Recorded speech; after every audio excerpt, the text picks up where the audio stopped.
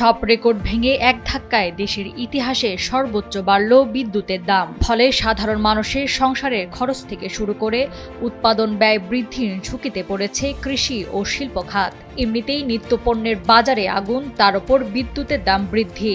এই পরিস্থিতিতে সাধারণ মানুষ কিভাবে জীবনযাত্রার খরচ সামলাবে তা নিয়ে উঠছে নানা প্রশ্ন। গ্রাহক শ্রেণীভেদে 10 থেকে 20% পর্যন্ত বেড়েছে নিত্য প্রয়োজনীয় সেবা পণ্যের দাম। বিশেষজ্ঞরা বলছেন, উচ্চ মূল্যস্ফীতির মধ্যে জীবনযাপনের ব্যয় নির্বাহে দুর্ভোগে আছে সাধারণ মানুষ।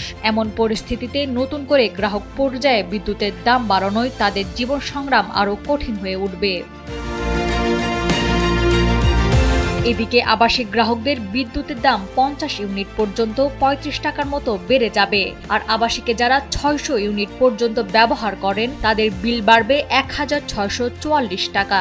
এবং সেচ, রাস্তার বাতি, ধর্মীয় প্রতিষ্ঠান ও ব্যাটারি চার্জিংয়ে গুনতে হবে বাড়তি বিল। সাধারণ মানুষের উপর এই দাম বৃদ্ধির প্রভাব নিয়ে কথা বলেছেন জ্বালানি বিশেষজ্ঞ অধ্যাপক এম তামিম। তিনি বলেন, বিদ্যুতের মূল্য বৃদ্ধির সবচেয়ে বড় ধাক্কা লাগবে নিম্ন আয়ের ও কম বিদ্যুৎ ব্যবহারকারী পরিবারগুলোর ওপর। সংশ্লিষ্টরা মনে করছেন, ভর্তুকির চাপ কমাতে গিয়ে এই দফায় জীবনযাত্রার ব্যয় যেভাবে বাড়ল তা সামাল দেওয়া সাধারণ ক্রেতাদের জন্য বেশ কঠিন হয়ে পড়বে। নাওয়ার সালসাবিল দুরদানা, সময়ের আলো।